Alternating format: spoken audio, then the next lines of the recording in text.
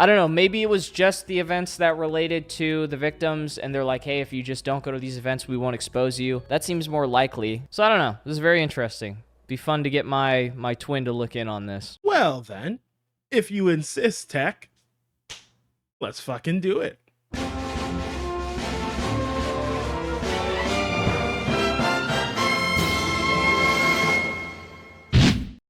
Well, hello again, everyone. I know it's been quite a while since I've made a video on the channel, but when this was brought to my attention, I felt like I had to speak on it. So, if you guys don't know, I've actually been a part of Georgia Smash since the beginning of Ultimate, which, if you guys don't remember, that was all the way back in late 2018. Another thing is that I've had a bit of a run-in with Georgia Smash in the past. So I think I have a unique take that most other people won't have.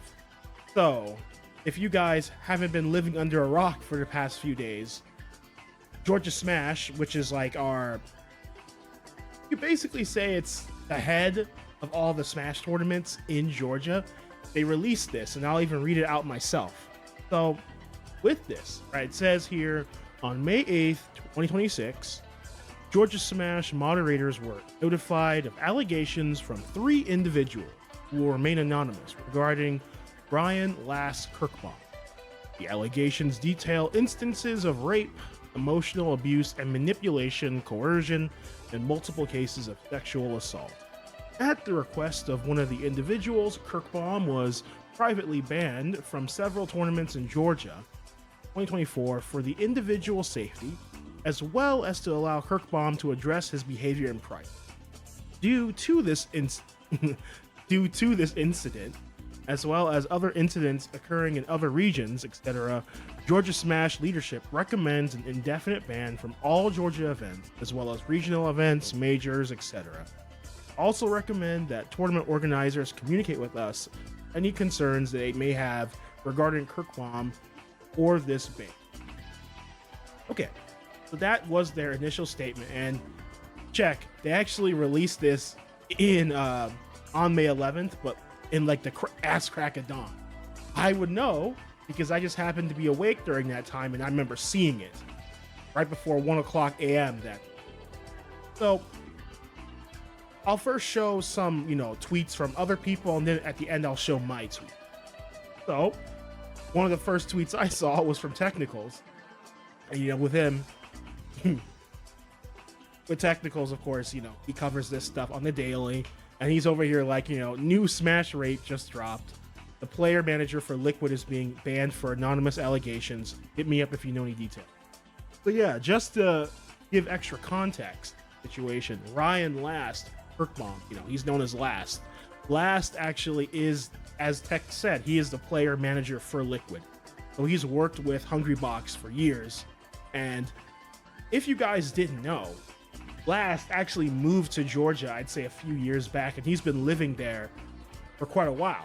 I actually remember seeing him at tournaments a bunch in the past few years. But I digress. I'll get more into that later. So, here's some other posts, right, for people.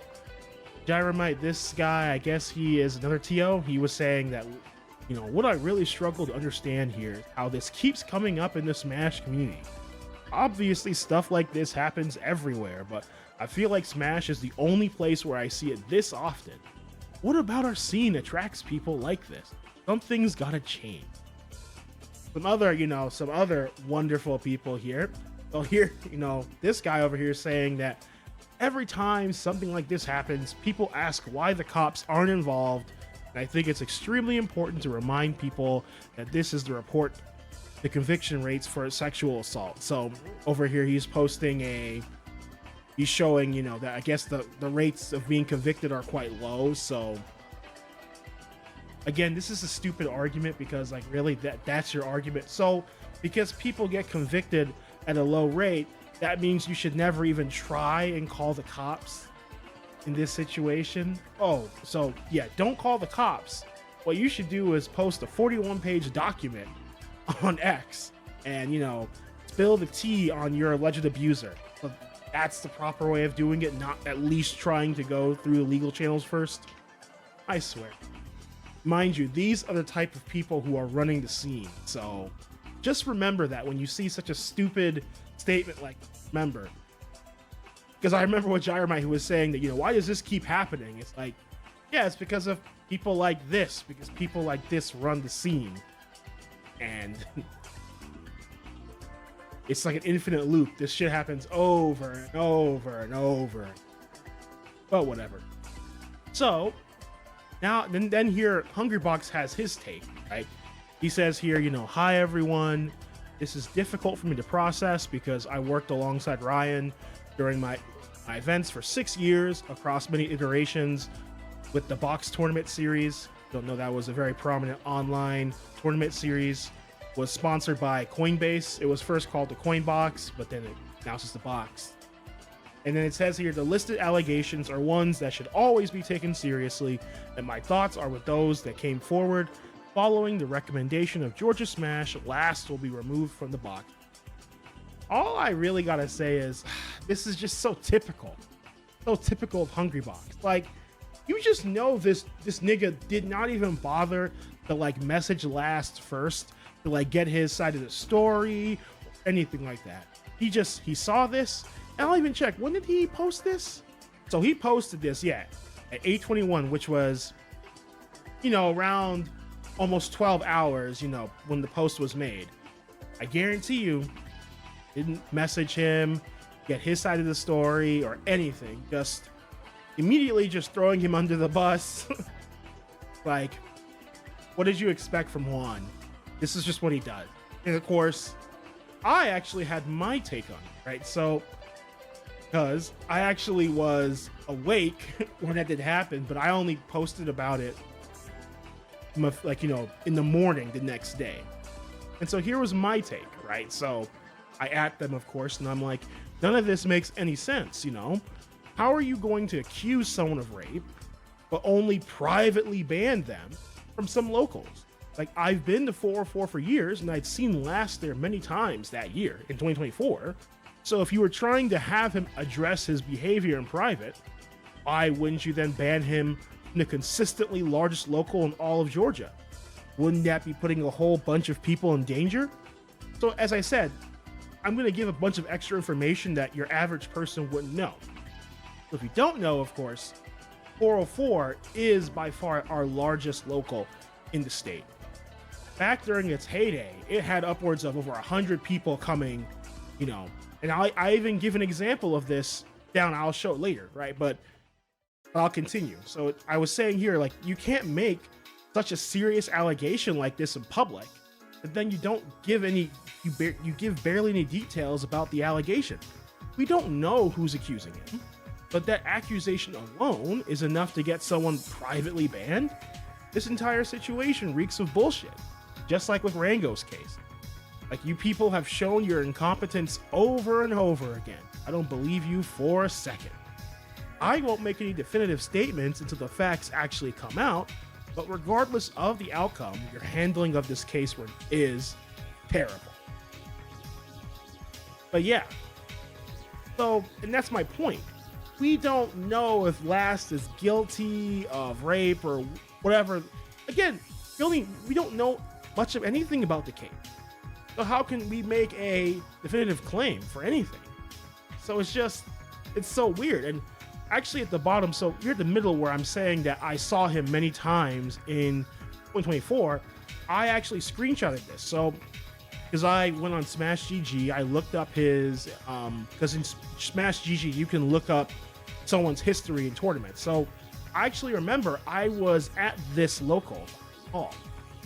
And with this was the pre-MomoCon, because it always happens because we're so close to MomoCon, because 404 is in Doraville, Atlanta. And you literally can take the Doraville transit station straight to the Georgia World Congress Center, which is where MomoCon is held. So what they do for this is that right before MomoCon happens, they have a local, and usually the prize is if you win that local, you get like free admission to. I remember this, and he was there. So I'm like, when Day over here said that he was privately banned in 2024. Again, they didn't give much information about it, so I'm like, this year is in 2024. Not only this, even below, well, these are all three are locals that happened in 2024. This one, Keep It Real, that was another monthly. It's one of also our larger ones, not as large as 404, but it is large, right? He was at that one, at 404, our largest one, and then there's other one that I don't really know about, but it's in Tucker, it's in Georgia. So he was able to go to these three locals, but somehow he was being privately banned. None of this makes any sense, right? And I think, of course, they got massive backlash because of how horribly they handled this. So I think later in the day, well, not later in the day, later in the week, they made an addendum to their post. I'll show it here, right? They say here that, oh, this was the 15th. So 4 days later, they're like, oh, for clarification, his private ban was based solely on one victim's testimony alleging sexual assault against him. Per the victim's request, this ban was handled privately by individual TOs of select Georgia events independent of one another. Right, and then they say here that the moderators were not made aware of this ban until the 8th. Yeah, so sorry, like, doesn't make sense. Because again, Georgia Smash, like, that is, I know this because I talked with them before. Georgia Smash, the people who run that Twitter account are basically some of the head TOs throughout the state. And they all are talking with each other. They actually all are in a Discord, and I'll share that later. They're all in that, and they all have access to it. So it's kind of hard for me to believe that. And you have to remember too, Last is not just some random. He is the product manager, or technical saying, yeah, he was the player manager. He's the player manager for Liquid. Like this guy isn't just some random nobody. He's like an actual, like, somewhat notable figure. It'd be one thing if it was some random person who was being banned, but again, since he's so notable, it's really hard for anyone to believe that the people who are running, these like head TOs, the people running the scene, they had no idea about this until just a few days ago. I don't believe that. Doesn't make any sense. So this right here, this is the Georgia Smash official Discord. Basically, if you guys don't know, basically every single state has a Discord that pertains to that state. So there's going to be there's going to be a Discord for California, Texas, for Florida, and there's one for Georgia, right? And so I just remember I was just scrolling through just to see people's reactions, right? And this is going to make you laugh over here, right? So this is Trout. He's a local player in the state. And he's over here, mind you, because if you guys don't remember, the post was made on the 11th right before 1 o'clock. He's over here posting this at 2:22 a.m. So that's barely over an hour after it was posted. He's over here, regarding ad announcement, for any reason, if one of you has info on the situation, which you shouldn't, please do not say shit to this fucking parasite. And I'm just over here just facepalm. It's just like, this is the problem. These idiots, they're angrier that someone like Tech will be covering the situation more than the actual situation that just happened. And they won't listen to reason. It doesn't matter who is giving. It doesn't matter if someone's giving them just the hard facts. If they don't like you or you say it in a way they don't like, they're just going to completely just dismiss it. And so this is going to make, all I'm going to say is, Proud, he's a bit of an idiot, right? And I'll tell you one thing. No one said anything to Tech, but someone said something to me. I actually have a source who's in the Georgia Smash scene who actually has a bit of a back door and knows a lot more about this situation than the general public does. And they let me know a lot of stuff, and I'm about to show it right now. So, Most people in the scene don't really know this, but all the TOs in the state have a private little Discord and where they all talk, which is the Georgia Smash Leadership Discord. In the Discord, it's made up of around 44 tournament organizers, which includes TOs not just from Georgia, but all the neighboring states like Florida, Alabama, and even South Carolina. While there technically is no official leader of said Discord, Bumble has basically become the de facto leader due to him being the quickest to respond to controversies such as this. In fact, he even referred to himself as the leader of the group on X, which I have to say was probably the absolute worst possible time he could have done that. He literally posted it the day right before they announced their ruling. You really could not have picked a worse time, but I digress. How the Discord works is that when an allegation is brought forward, Bumble will then create a private dedicated channel where all the information that people can gather about the case will be posted. From there, multiple TOs will deliberate and determine the necessary punishment. They love to claim that their rulings are only recommendations for other tournaments in the state to follow, but everyone really knows that that's not true. If your tournament ignores their ruling, your event would then be made ineligible for the PR, which everyone knows it will just kill your attendance. Top players won't bother to come to your event because it won't, and nothing they do will count for PR. And then the casuals won't come because said top players won't come. If this entire situation reminds you of CACT and the whole controversy with the global ban database, you aren't alone. For those of you who forgot about that whole situation, here's an excerpt from Tech's video, which is covering that whole entire debacle. He marketed it as a suggestion list and insisted that he himself did not have the power to just outright globally ban people, because after all, it was just a database. So the list in and of itself doesn't ban anyone. I myself can't say that X person is banned from every event. All I can say is I recommend TOs and orgs to follow this list or, use this as a reference when either accepting or denying players at their events.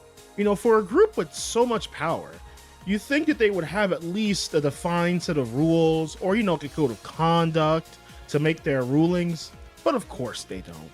Even after the whole Me Too debacle 6 years ago, they still don't have one. In their rulings, they almost never do temporary bans for some reason. They'll either just permaban someone or not at all, with of course them leaning towards permabanning most of the time. The worst part about all of this is that not only is the group completely unelected, most of the people there are also completely anonymous as well. My source says that the atmosphere within the Discord kind of mostly operates as guilty until proven innocent for the accused, with them actually going out of their way to ban people during periods when nothing is going on. Not only that, they actively will keep tabs and records on quote-unquote problematic people, including yours truly. As a matter of fact, right after I made my post criticizing their initial ruling, they were in their Discord shitting on me, saying that I don't have a place in their scene. Now that we've covered how the Discord functions, I now want to address the post that they made initially. In it, they state that 3 different people accused Last of rape. While that is technically true, it does leave out some very important context. Those 3 alleged victims did not all come forward at the same time, and the original alleged victim did not initially accuse Last of rape or sexual assault. The way the post is written also gives the impression that all 3 allegations came forward publicly at around the same time, but that's just not what happened. The original alleged victim initially brought their allegations privately to only a very small handful of TOs, asking that Last be banned from just 3 Georgia locals. To understand why I think that distinction matters, let's go through the timeline from the beginning. So the timeline goes something like this. The first alleged victim came forward all the way back in early June of 24, which was shortly after MomoCon. In their allegation, they claimed that Last crossed their personal boundaries while they were in a relationship. However, in this accusation, they never did allege rape or sexual assault, nor did they provide any documents to corroborate said claims. They only went to a select few TOs and then asked them to privately shadow ban him from 3 Georgia locals in particular: 404, Cards Basement, and Keep It Real. Unless you're from Georgia, you wouldn't know this, but those 3 locals are actually probably the biggest locals in the entire state, with 404 being by far the biggest one. That actually does line up with when last came back to 404, because what I showed in the tweet was that the last time he came back to 404 was in May 23rd in 2024. So this actually lines up pretty well. Of course, after that, everything seemed solved. However, though, around 2 years later, on May 8th, 2026, 2 new alleged victims came forward after hearing about the initial alleged victim from other people in the scene. They allege that Last had raped and sexually assaulted them, with each of them submitting their own 2-page document detailing their experiences. The initial alleged victim, all the way back in 24, then came forward again, with this time alleging rape and sexual assault, while now submitting a new 41-page document. According to my source, all 3 of those documents were then posted in the Georgia Smash Leadership Discord by Vivid, who is a top Toon Link player in the region who was acting as an intermediary on their behalf. This is the part that's really gonna shock you. So my source says that the 3 documents were only posted in the Discord around just 80 to 90 minutes before they made their final post on Twitter. That means that they looked over all 3 documents and talked for at most an hour, maybe an hour and a half before making their ruling. Only around 5 people were involved in discussing the case, with Bumble being one of them. After that, they then had someone who wasn't even involved in their talk, if you could even call it that, post their ruling on their Twitter account. And after the ruling was made public at, like, mind you, this was 12 in the morning, Last then privately messaged Bumble. In the post, he criticizes his handling of the situation, pointing out that nobody had ever bothered to reach out to him to hear his side of the story. Bumble, instead of engaging with him, then just screenshotted the DM and reposted it in the Georgia Smash Leadership Discord. Really, Bumble? Fucking 90 minutes? You spent just roughly 90 minutes to make a ruling that would permanently change his life? 90 minutes. You're telling me that you reviewed all the 3 documents, which, mind you, was around 50 pages of material, and then you decided on said ban in just 90 minutes? That's just not possible. In fact, it's so insane that it's believable. This isn't just petty Smash Twitter drama. Decisions like this can permanently destroy someone's reputation, their career, their livelihood. And in the last case, that's exactly what happened. Again, this is a guy who spent years giving back to the community. He helped run Coinbox, one of the largest online, not even one of the largest online Smash tournament series ever. And he helped keep the whole competitive Smash scene alive during the dark days of COVID, when people couldn't go out to locals and play. Whether you think he's guilty or innocent, you would think that someone who contributed so much to the scene would deserve more than just fucking 90 minutes before said final judgment was made. Like, that's just the bare minimum you owe someone before making a decision like this that'll screw them over forever. If this is how they treated someone like Last, how do you think they've treated anyone else who's ended up in their crosshairs? There's a principle known as Hanlon's razor that states, never attribute to malice that what is adequately explained by stupidity. It's a principle I really genuinely try to live in my day-to-day life because more often than not, it is just true. However, in this case, I think that's giving these people far too much credit. Look, not only did they never even bother to hear last side of the story, but when he reached out to them criticizing how they handled the situation, their response was just to screenshot his DM and then just repost it and completely ignore him. At some point, you can't wash this away by just saying it was pure incompetence. This is just straight up malicious. An even crazier part about all of this is that according to my source, none of the alleged victims even bothered to file a police report. Now, before we move forward, I do want to make one thing clear. Even with all my learning of this situation, I still don't know all the facts of the situation, so I can't make a definitive statement on whether Last is innocent or guilty. However, though, what I can say is that the fact that these people didn't even bother to file a police report is just a massive red flag. Okay, so it's been around a month since their last statement, but Georgia Smash is now on their Twitter account. They've made a new statement, and so let's read it together. So, regarding Ryan Last Kirkbaum, Ryan, we apologize for any undeserved inconvenience and seek to alleviate any undue harm, professional or otherwise, that may have occurred as a result of our action. We regret the outcomes you have suffered as a result to our lack of foresight, due diligence, and inability to properly investigate these claims. We withdraw our previous statement in the retracted post as advised by your counselor. The Team Liquid, Axiomatic Gaming, and Chess.com, those were the places he was working for before. We did not intend for Mr. Kirkbaum to incur, deservedly, significant professional and reputational ongoing harm. As the letter that we received from Mr. Kirkbaum's attorney states, we request that a representative from your organizations contact us. We are happy to discuss this matter privately with your representative. Okay, before I go forward, this doesn't make sense. Really? You didn't intend for him to, his professional career to be, harmed when you accuse him of raping 3 girls? You don't think that's gonna harm someone's career? I'm sorry, that's bullshit to begin with.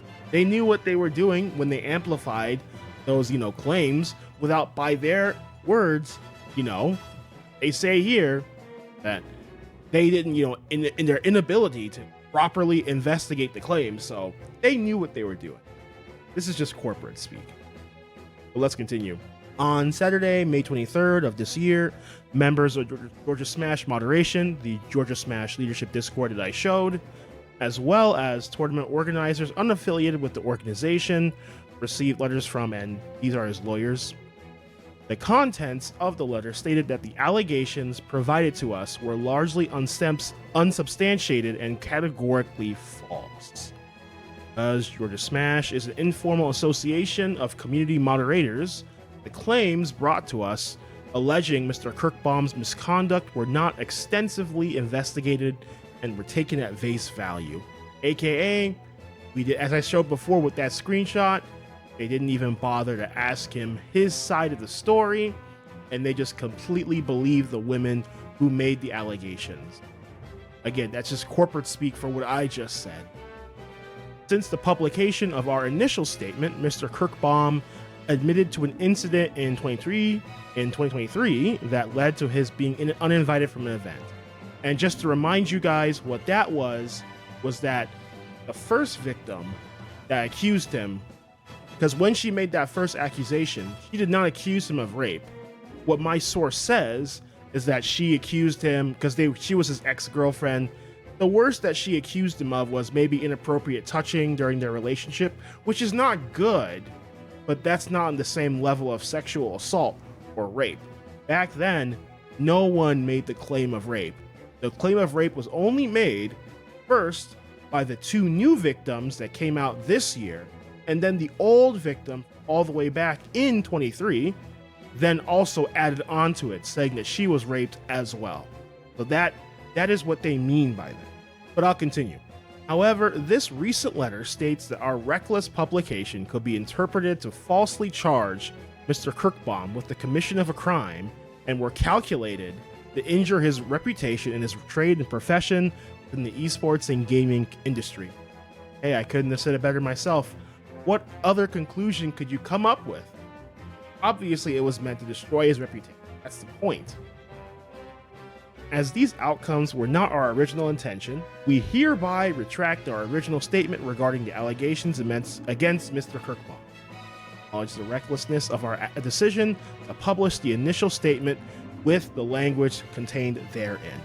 And you see, and I know that's BS, and I'll show you guys later why I know that's BS. So that was his lawyer, and I think most of this, I'll skip this part, right? So I'll continue here. That for further clarification, Georgia Smash would like to acknowledge that this organization primarily consists of volunteer moderators who have organized themselves to address misconduct, poor sportsmanship, and general complaints originating from the Super Smash Brothers communities of North Georgia, Coastal Georgia, Mid Georgia, and South Georgia. Our representatives have often come from these regional communities and have been selected due to their history of providing community support, organization, and consistent judgment when difficult issues arise and disrupt the community's ability to come together and compete.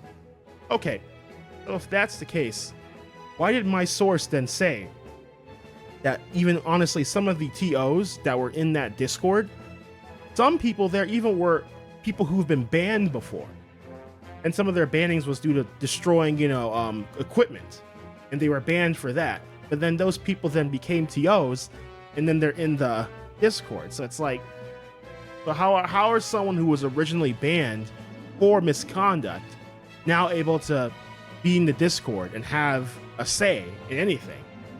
It doesn't make sense. So it's like these people, there's no vetting or anything of the sort. Like, that's just the law. I don't believe that at all. But again, I'll continue. So, with that being said, we understand when our organization addresses allegations of misconduct within the community and suggests a punitive response, it will be subject to scrutiny, discussion, and pushback. That's hilarious. Georgia Smash thanks everyone for their willingness to communicate with us and share how we can better serve the community. We acknowledge that our decisions have immense influence, but only as far as the community is willing to listen and act upon what we suggest.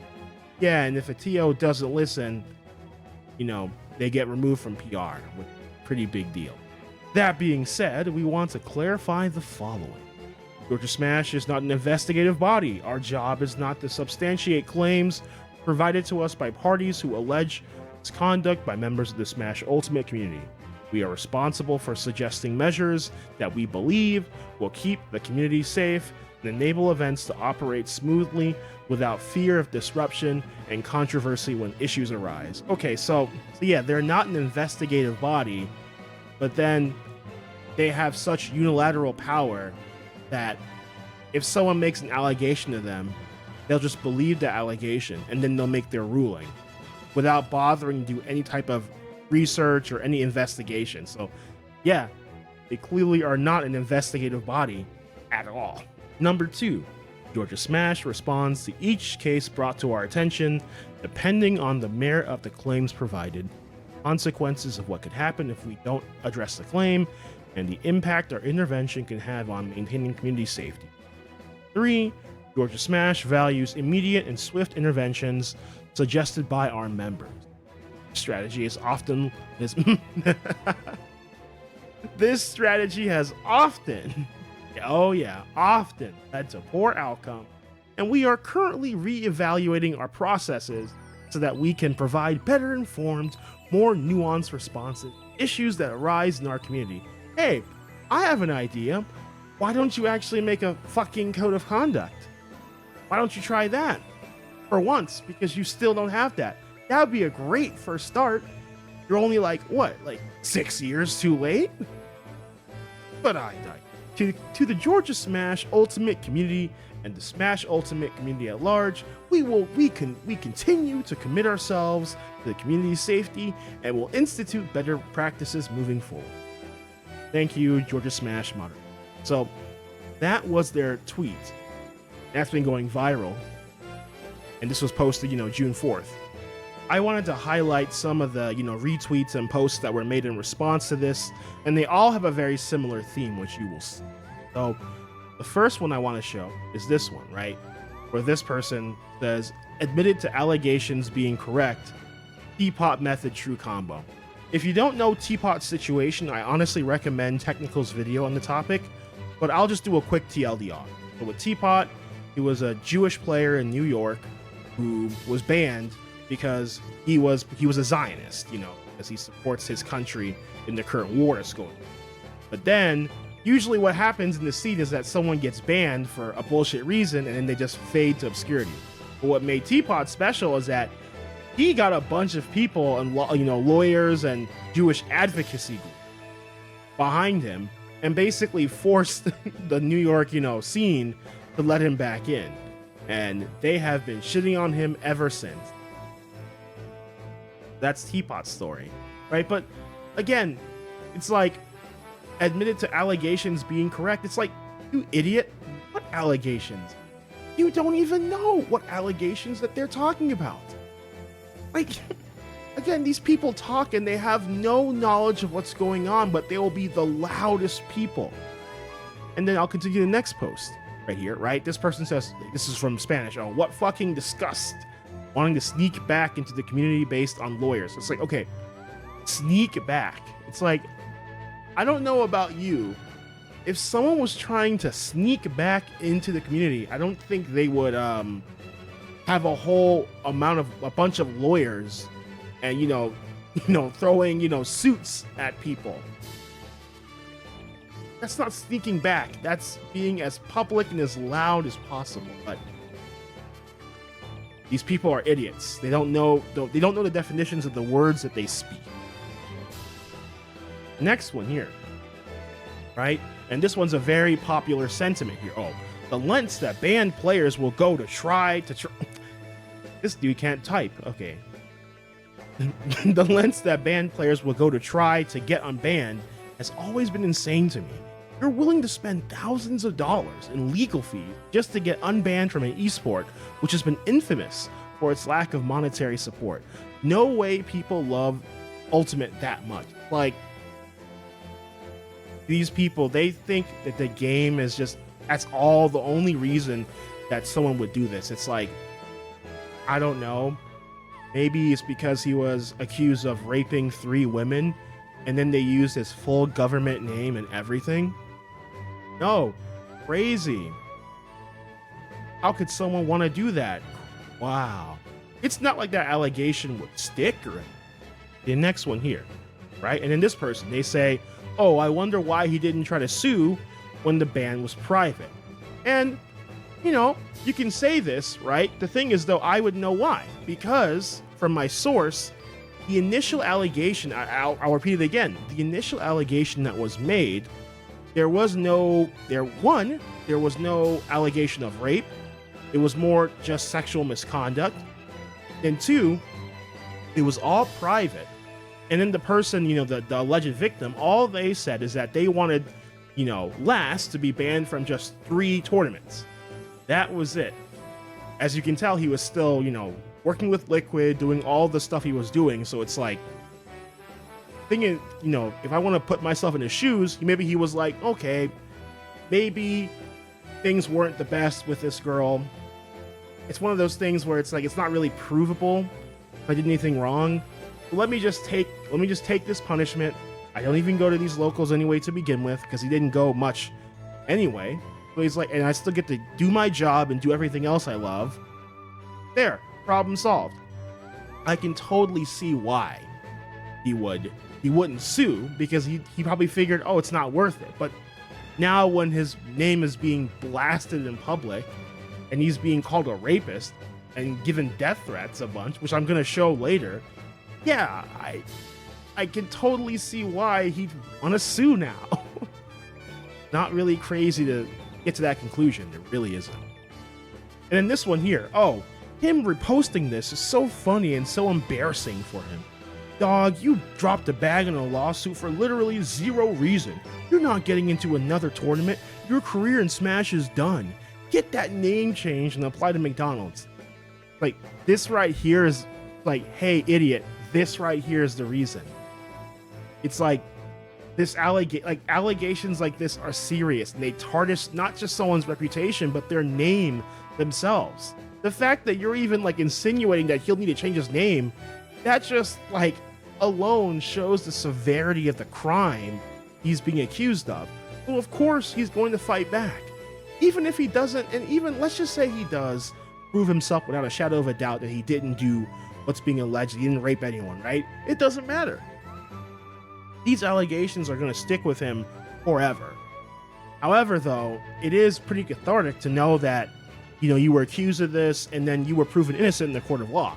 So I totally understand why someone would do this, even though their career is still over regardless. Like, genuinely, are these people, like, real? I don't think they are. And then, here's a crazy one, right? That, you know how I was saying that I'm going to show you death threats. I reported someone already for making a violent threat towards him, but here's another one where this guy says the first person to dome this loser in bracket deserves 50. If you guys don't know, when they say to dome this loser, they mean to shoot him in the head. That's what they mean by to dome this loser. And again, this is not the only person who has been making violent death threats towards him. I reported someone else who did something very similar. So it's like, these people, when they amplified this serious allegation, one, his name is basically permanently tarnished. He's always going to be known as a rapist, even if he was proven, you know, not guilty to court. Still going to call him a rapist. And then people are also calling for his death. Like, this is serious. And honestly, I completely support him, you know, picking these people to court. Like, these people think that they can just do whatever they want and no one's going to do anything back to them. You know, as the saying goes, fuck around and find out. So of course, after that complete PR nightmare, this dumpster fire of a post from Georgia Smash, I then go to the Discord to criticize these people for their horrible ruling. And bro, here are just some wonderful highlights while I was in the Discord. So when I initially make my, my criticisms of what they're saying, I then get randomly accused of promoting slavery or something. I then ask this idiot to give me evidence that I ever did that. He then brings up a post. The post, if you even read the post, nothing about the post is me promoting slavery at all. Like, this isn't even relevant to what's even happening, but I'll just explain the context. It's been a while, but what I remember is that this is with Anti, he was saying something to the lines of, like, only black people have been slaves or something to this sort. And so I retorted it. I was like, that's not true. Everyone's been a slave. And is your argument that because blacks were slaves over 150 years ago, that explains why that they're felons now? So that's all I said. Where in this post am I defending slavery? I'd love to hear that. So yeah, I get accused of defending slavery, then I get accused of being an Andrew Tate dick rider. Some reason, like I'm not even a fan of Andrew Tate like that, but you see, this is what we actually call a buzzword. Chris G, when you say to people that, oh, they're just yelling buzzwords and just stupid shit in your face, see, this is an actual example of a buzzword. Because when someone says you're an Andrew Tate supporter, what they mean is that you're an incel and you're blah, blah, red pill, blah. That's actually a buzzword. Again, no proof of this at all. Whatever. So yeah, I get accused of promoting slavery. I then get accused of being an Andrew Tate supporter. And then Trout just randomly, he starts talking to me. And I guess he's trying to be the reasonable guy here, but it's like, guys, remember, This was the same guy that when their initial Georgia Smash post was being made, this idiot at like 2:21 in the morning, his first comment was to shit on technical. You can't do that and then expect me to think that you're a serious human being here. Please, like, miss me with that shit. He's over here saying, oh, well, Technicals doesn't care about victims and just uses them for content. And oh, and you care? Like, you know, you don't care yourself. You're the one who doesn't care. Again, Technicals had nothing to do with this case because he spoke about it. Now you feel the need to bring him in here somehow. It's like, again, that guy called me an Andrew Tate dick rider. If anything is true, Technicals lives in these niggas' heads rent free. So let's get the record here again. So then first, I get accused of promoting slavery. Second, I get, you know, labeled an Andrew Tate dick rider. And then Trout's doing this to me. And as I'm talking with him, with other people, I then just randomly just get banned. I literally, they banned me from the Discord. I then, you know, I go under a Smurf account and I see what the hell happened. And of course, guess who it is? Want to guess who was the person who banned me? Ah, yes, it was Bumble, the de facto leader of the Georgia Smash Leadership Discord. And he over here just says, oh, I'm banned from the server and that I'm annoying. It's just like, oh, all right. Like, there was no warning or anything. He just bans me out of nowhere. And then you know what's really fucking hilarious? Really hilarious is that after this guy, Guapo, someone in our scene, he bro over here says I should kill myself. Which just, I'm like, bro, I barely know you like that. Yet you're telling me to kill myself over what? What did I do? But it's like, it's more funny than anything. It's like, I'm a big boy. I can take people talking shit or whatnot. But it's just like, so you're gonna ban me for being annoying, but someone tells me right after you ban me that I should kill myself. That's kosher. That's kosher. And hey, that's all good in the hood. Mind you, throughout this entire conversation, it took every single inch of my willpower to not call these people retarded, because they are retarded. I know that if I said the word retard, that they would use that as an excuse to ban me. So you can't use the word retard, but you can tell someone to kill themselves. Oh, okay, got it. And the cherry on top of all of this is that under my Smurf account, you know, as you saw, two people, you know, over here liked Guapo's post, and literally one of the people who liked it was Trout. So it's like, he's over, so on one hand, when he's in my face talking to me online, he's like, oh, let's be reasonable adults. But then the moment I get banned, he's now agreeing with someone telling me to kill myself. Like, okay, go fuck yourself, nigga. Like, bro gonna call himself a reasonable, you know, he's trying to act like he's reasonable. It's like, you're not reasonable. Fuck off. Genuine. Holy shit. You know, so like for me in particular, I guess I just have a very polarizing personality. So people like this just tell me to kill myself. I'll just say it from the start. Most of these people, I literally don't even know them. We've maybe only met or talked once or played in a tournament. But then they'll just say the most just fucked up shit about me in the Georgia Smash Discord or on Twitter. And it's just like I've seen this dude in person. He is a short, dysgenic retard. I just know for a fact this fetal alcohol syndrome looking fucker would never say this shit to my face. In fact, all the people who say shit like this to me online, whenever I try to confront them in person, they always fucking run away. They never actually want to. And again, I'm not trying to be violent or anything like that. I just want to, you know, talk to them and see like what's up, because many of the times, so many of these people, I didn't think I had beef with them. Maybe we talked once or twice, it was cool and all. We've never even talked ever. But then they have the utmost shit to say about me. This is not just a one-off. There's just multiple examples, whether it's in the Georgia Smash Discord or whether it's on X. It's just actually insane. Like, these people genuinely are harassing. I remember watching one of Tech's videos around a year or so ago. I think it was called The Political Poisoning of the Smash Community. I actually recommend you guys watch it if you haven't, because it's a very good video exposing the rampant amounts of left-wing violence in the scene.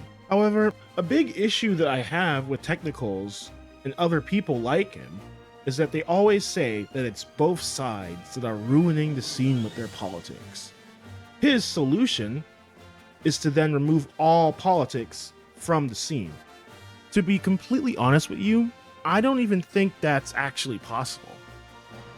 Politics are a core part of who we are as human beings, with basically everything that we do being influenced by it.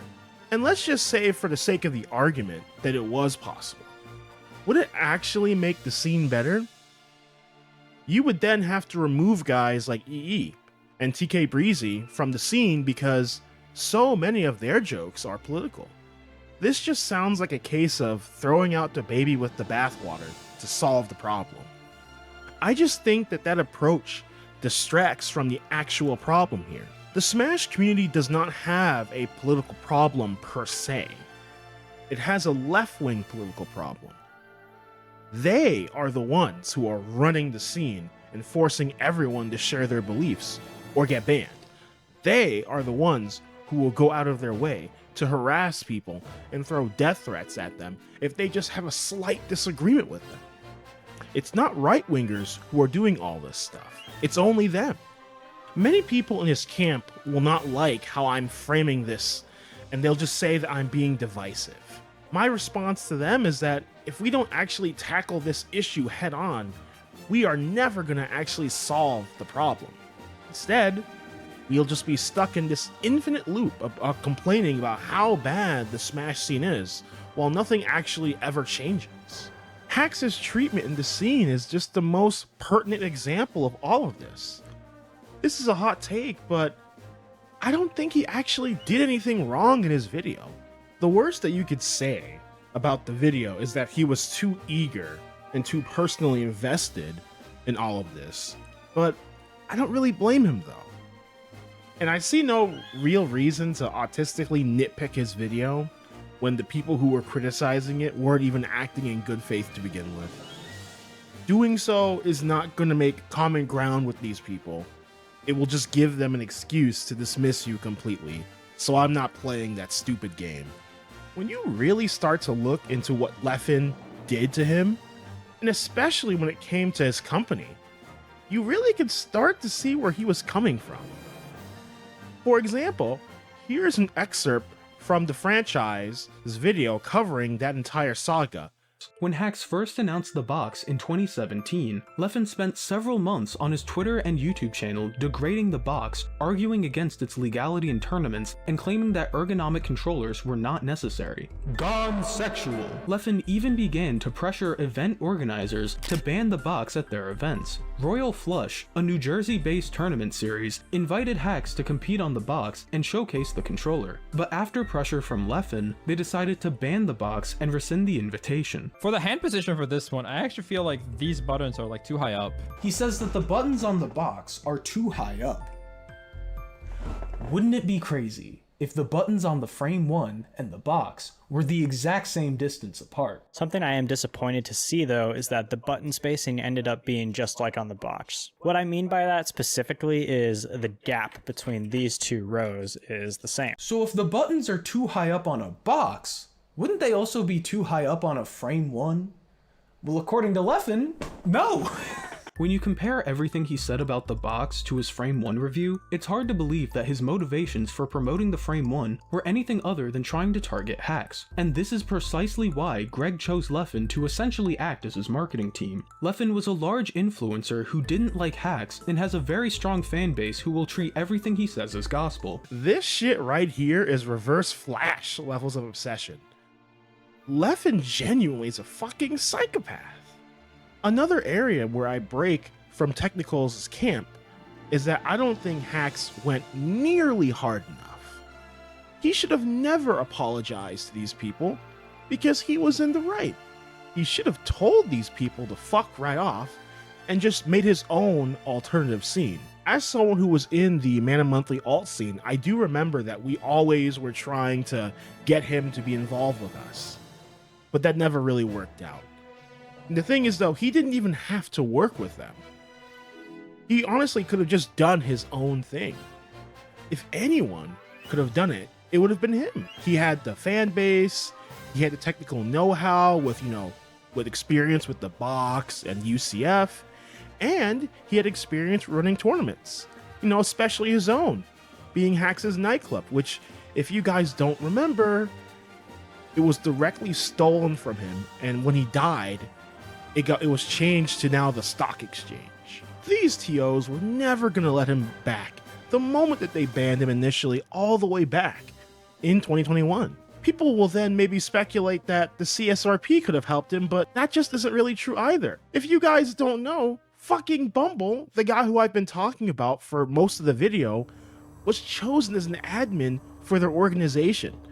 Of course, if you pull up their website right now, you won't see him, but if you go via the Wayback Machine, you will see in the early stages of the organization, he is right there on the website listed as an admin for the CSRP.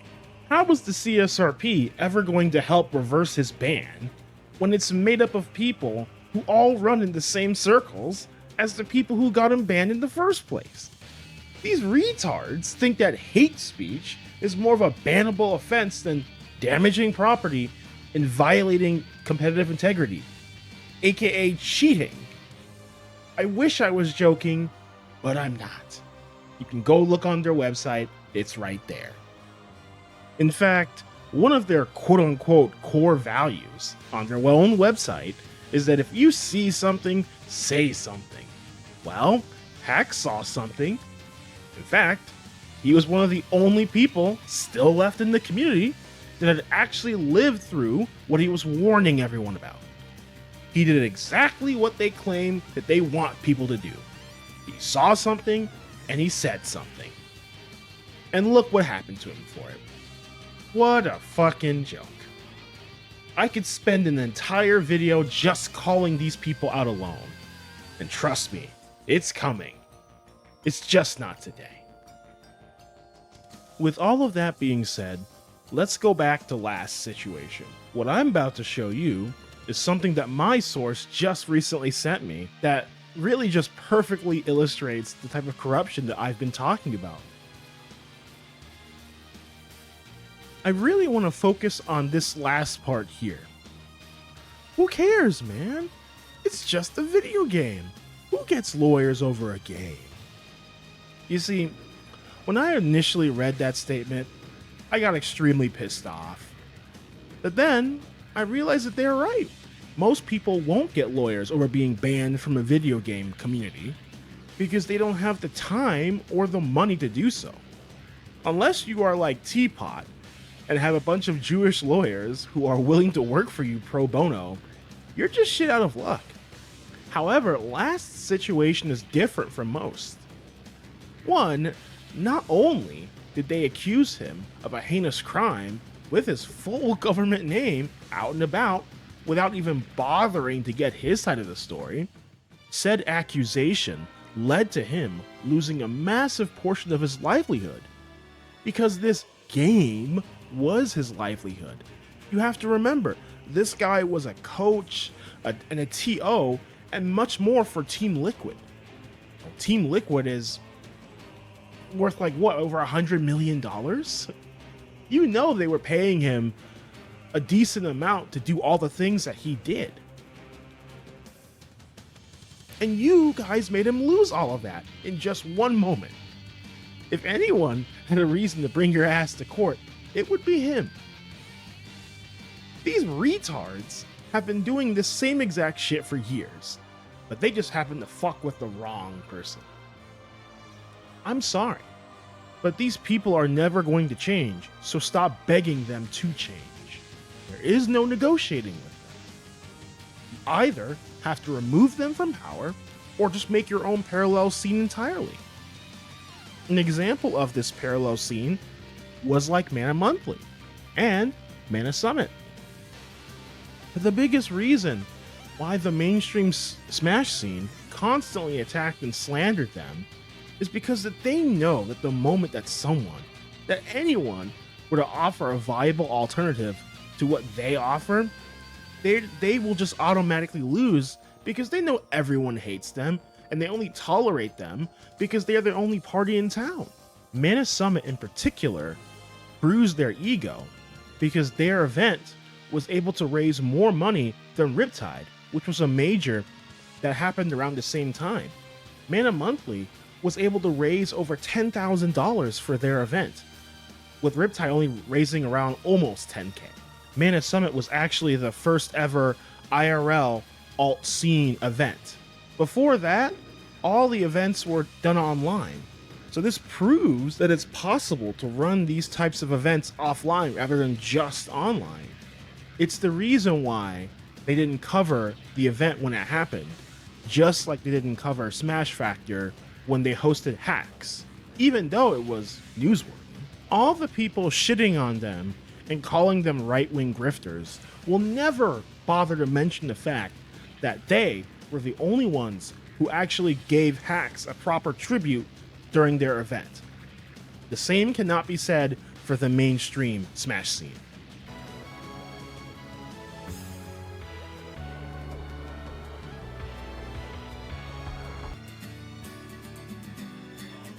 You'll say we got nothing in common.